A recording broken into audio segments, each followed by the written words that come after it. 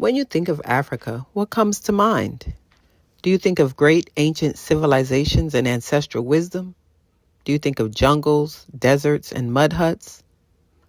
Or do you just not think of Africa that much at all? Welcome to Africa A to Z. This podcast is an invitation to learn slowly, listen carefully, and stay curious. I'm Gina from Sankofa Sojourns, that friend of yours who's always talking about Africa and goes there as often as she can. In this podcast, we'll be exploring Africa's deep, complex histories and cultures that are alive today and deserve our full attention and care. You're encouraged to pause when you need to, return when you're ready, and let understanding unfold over time. This is not about memorizing facts. It's about widening perspective and reconnecting to the human story we all share.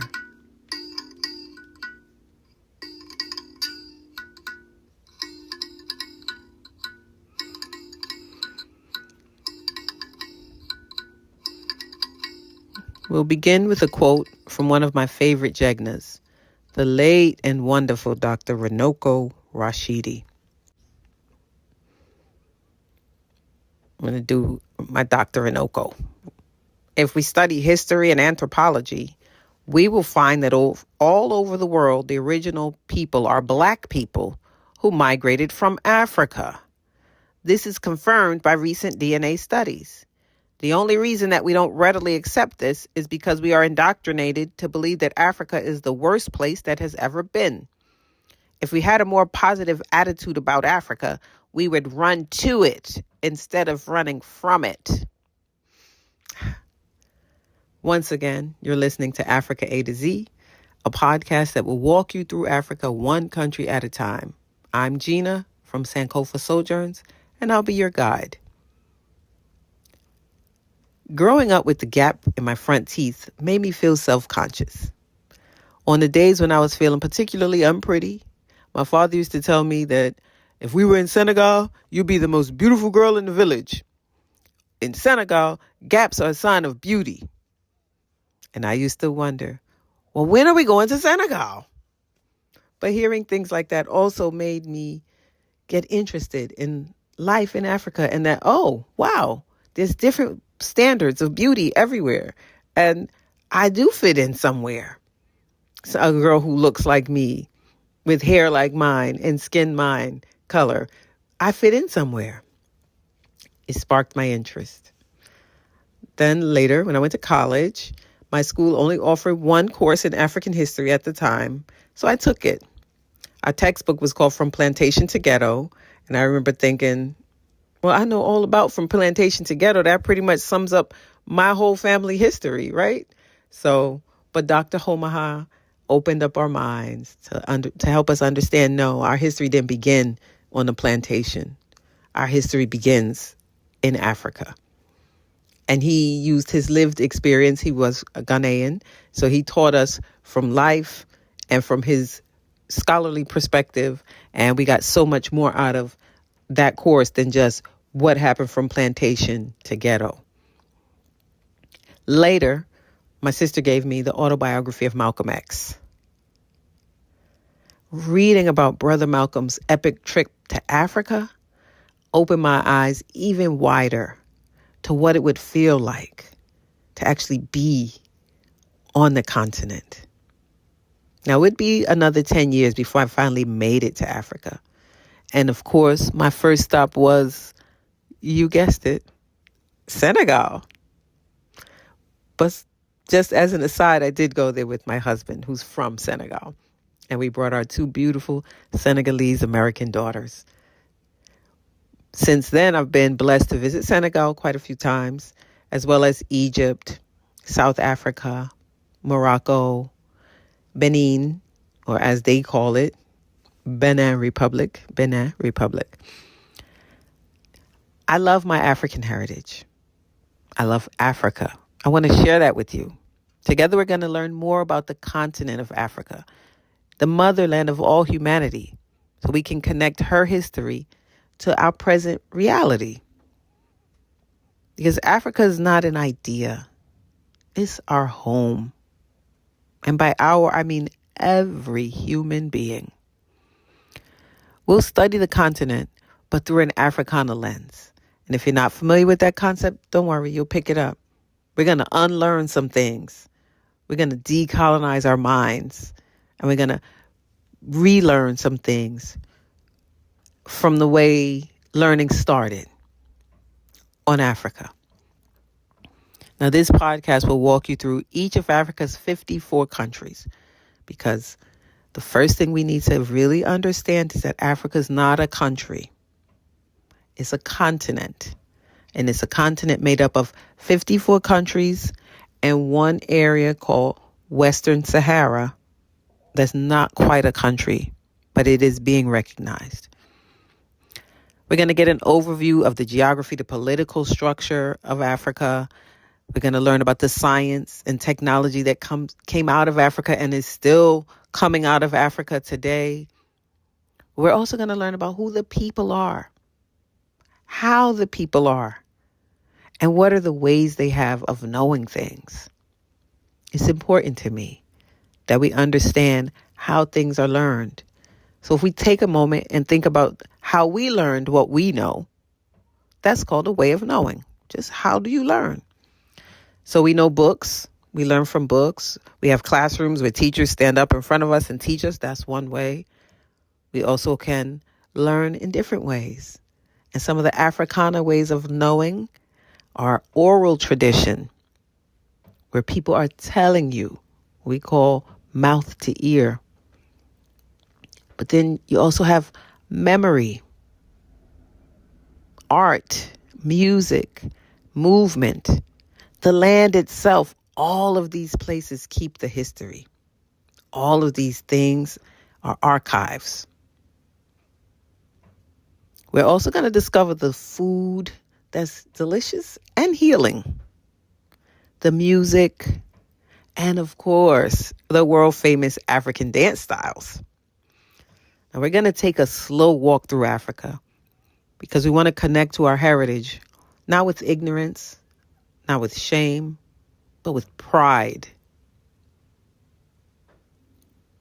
So now, let's get acquainted with our mother. We're going to take a big picture overview of Africa. So the first thing we're going to do is talk about our mother's name.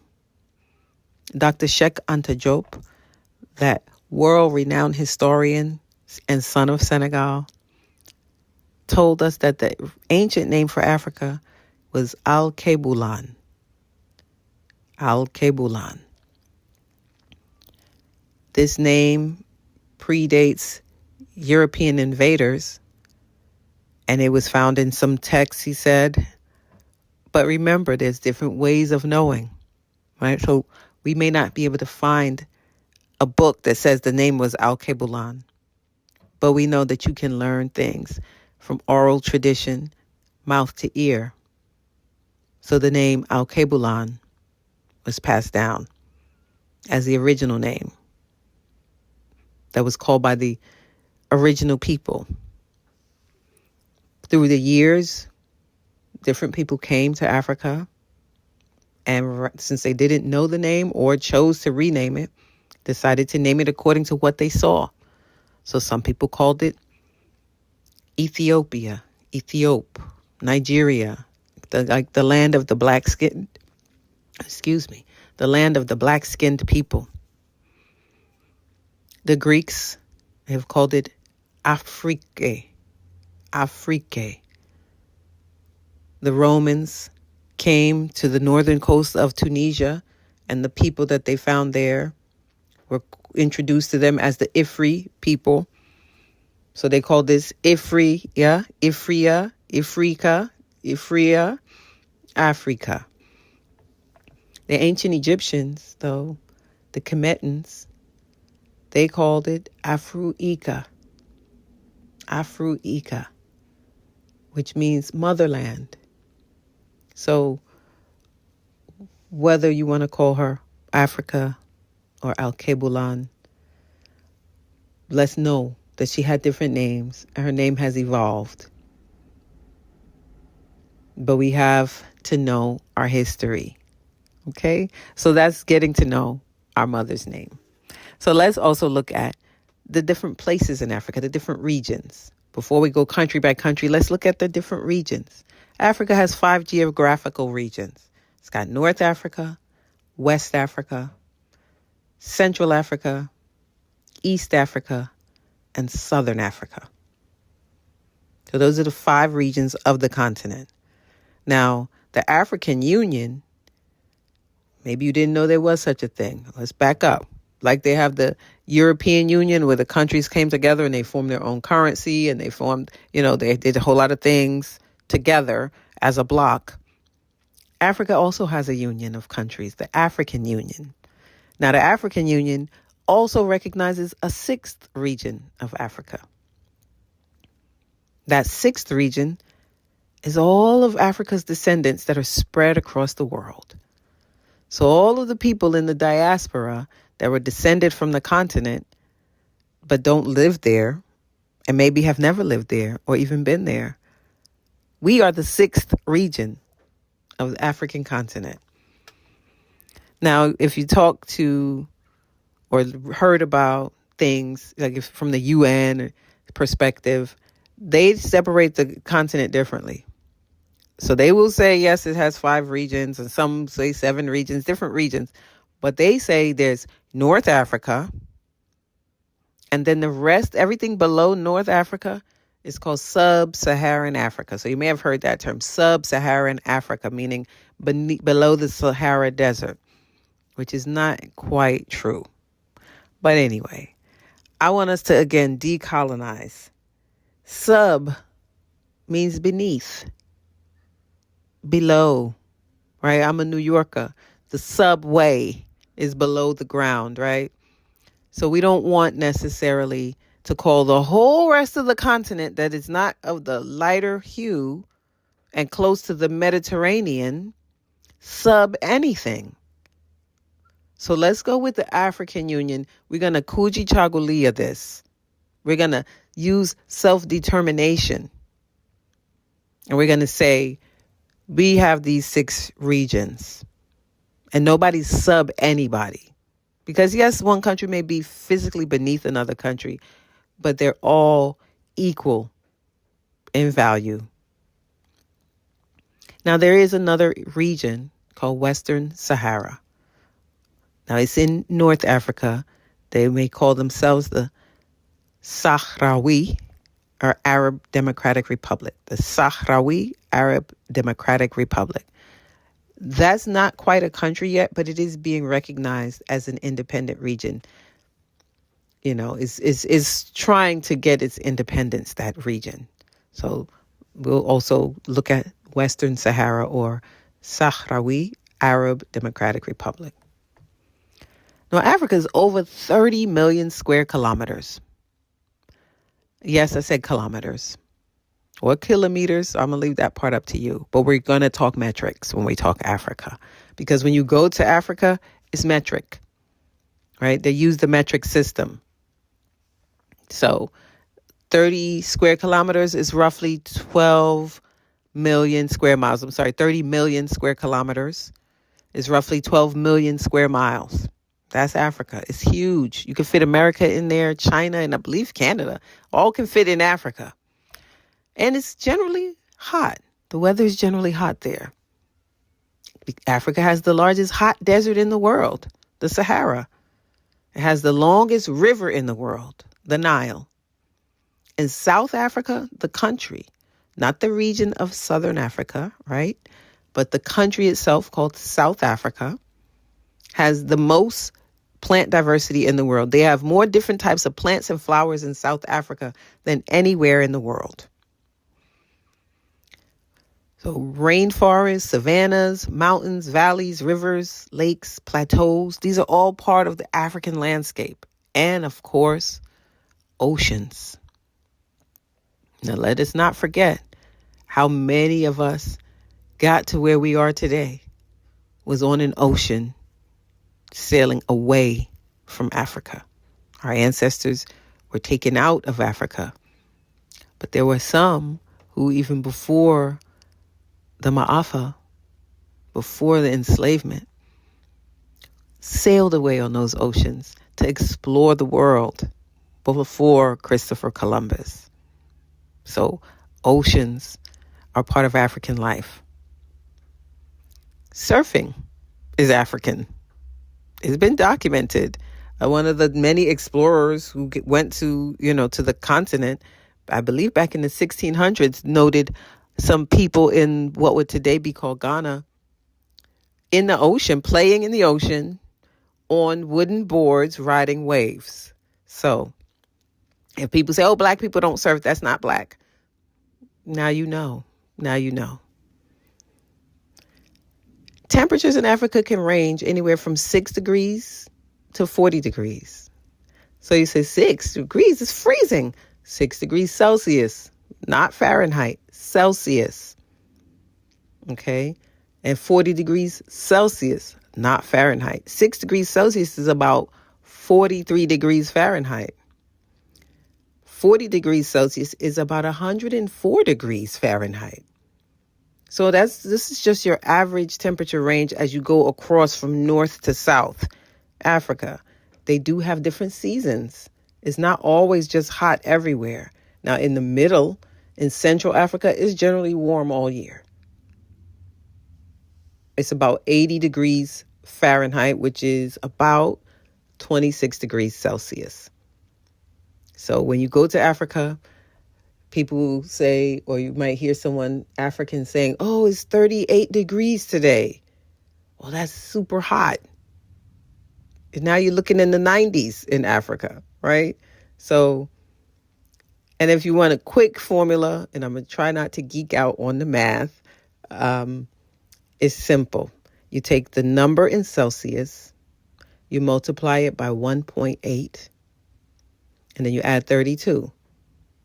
So if say it's 1 degree Celsius times 1.8, that's 1.8. And then you add 32, right? So 32 plus 1.8, that's almost 34 degrees. So 1 degree Celsius is just above freezing in Fahrenheit. So you can figure that out. Now, the temperatures are not as extreme everywhere. They don't all have like big wide swings, but across the continent, there are big wide swings. Because you can be up in the north in the Ifrane Mountains in Morocco, and sometimes it could be negative 24 Celsius. Negative 24 Celsius. And you might go to Libya, where it might be 50 degrees Celsius. So maybe you want to do the math, maybe you don't, but I'll just say it. Negative 24, that's like 11 below zero. Negative 24, and you'll be in Africa. And 50, that's like about 122 degrees.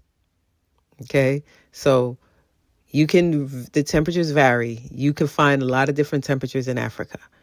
And you can do all the different activities associated with those temperatures. You can do everything from skiing in those mountains to surfing in those oceans, all in Africa.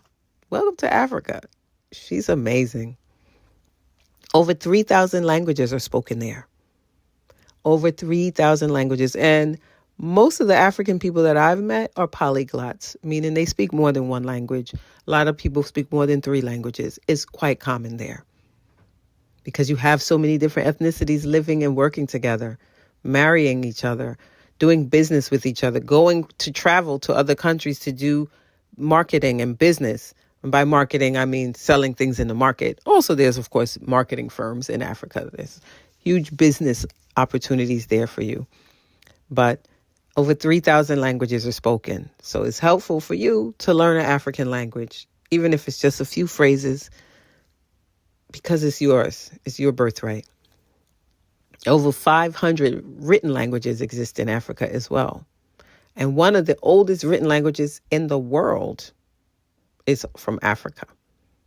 That's the Medu Neter, or as the Greeks called it, the hieroglyphics. That's one of the 4 oldest languages in the world, or 4 oldest written languages, I should say. The most widely spoken language in Africa is Kiswahili, or some call it Swahili, right? So Kiswahili is a language that for many of us, was our first African language, the first time we were introduced to Africa. We may have read that children's book called Jambo, means hello. We may have celebrated Kwanzaa, which means first fruit. It's a celebration at the end of the year from December 26th to January 1st that we celebrate here in America, African Americans. It's called Kwanzaa. That's Kiswahili word. And during Kwanzaa, we ask each other every day, Habari gani? What's the news? So those are some things that we may already know. So I'm going to teach you something that I knew, that I just learned. Maybe you did. Maybe you already knew it. I just learned. Niaje. Niaje. Poa. So niaje is the greeting. You walk up to your friend, niaje. That means, how is it? And they say, poa. That means everything's cool. Because Africa is very, very chill. Like, people like to have style and have swag and be cool. It's part of African culture. So, yeah, niaje, poa. There you go. Take that. And next time you see someone from Kenya, hit them with that. We also probably learned Hakuna Matata from The Lion King, which is actually Kiswahili. And it really does mean no worries. It's not just a word, it's a way of being. Hakuna Matata. It's a way to be, right? To just be cool. Don't worry. Don't have worries. Take care of your business. And then no worries. Hakuna Matata. So the next most widely spoken language in Africa is Hausa. Hausa is widely spoken in West Africa. Then after Hausa is Yoruba, then Igbo. These are from Nigeria, mostly spoken in Nigeria. And then Amharic. Amharic is the official language of Ethiopia. So don't let anybody tell you that all African languages, all African countries have a European or American, official language. No. English is not every country's official language. It's not always going to be English or French or Portuguese or Spanish or Dutch or Afrikaner. No. Ethiopia has Amharic. And we'll get into some other countries as we study them and learn what their official languages are. And now the people. We said there's over 3,000 languages spoken there because there's over 3,000 ethnic groups there. So you can't just say African, right? Because there's 3,000 ethnicities. 3,000. So there's so many different people there. There's so much diversity in Africa, and it's celebrated. It's accepted. You'll have a Serer man marry a Pul woman, right? And that's fine. That's life. It happens. So there's so many ethnicities. So Hausa is the biggest ethnicity of Nigeria in Africa. And it's mainly Hausa people are mainly from Nigeria and Niger. And then that's the biggest ethnic group, right? Hausa, that's the biggest ethnic group. Now, after Hausa, the next biggest ethnic group is Yoruba, then Igbo. So we mentioned them when we were talking about the languages. So I might have got a little mixed up there. But so you have your Hausa, your Yoruba, your Igbo people. This make up the majority of the people on the continent. And after Igbo comes the Oromo people from East Africa. Don't worry. We're going to get to know the people and the places of Africa, and we're going to do it together. Now, each episode of Africa A to Z will incorporate breathing and reflection time, just like we do when we go on a Sankofa sojourn together. So before we move on, we're going to take a breath together. We're going to take 3 deep breaths together, actually. And I want you to remember this as you're breathing. The people and the cultures we're learning about are alive. They're not just history. They're alive today, and they're evolving for the future. So let that steady you as we take these few deep breaths together. Breathe in through your nose. Push it down through your belly. Breathe out through your nose. Let's do it again.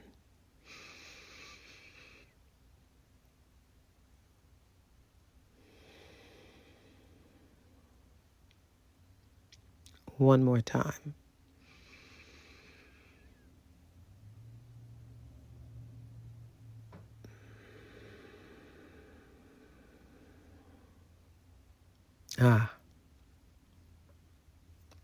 So, how'd you like our first episode? What we explored here today connects to a much larger story across the continent of Africa and across the world. So, in the meantime, I want you to let me know what you think. So go to my YouTube channel, Sankofa Sojourns. Subscribe. If you watch the video there, like it. Whatever podcast platform that you're listening to, share it with people. I want us to grow our community together. Put comments. Talk to me. Let me know. Like I said, like the videos if you're watching them, so I'll know I'm on the right track. Comment. Let me know what you think. Let me know what you'd like to see, what you'd like to learn, so we can try to make sure that we can reach you. And I'm not try, right? Because we're decolonizing. We're changing how we think. So not so I can try to, so that I can give you what it is that you're looking for on this platform. We're going to grow the community together. As you move forward through your day, and until we meet again, I want you to reflect on something. What does continuity look like in this space? When you're ready to explore that, join me for our next episode of Africa A to Z.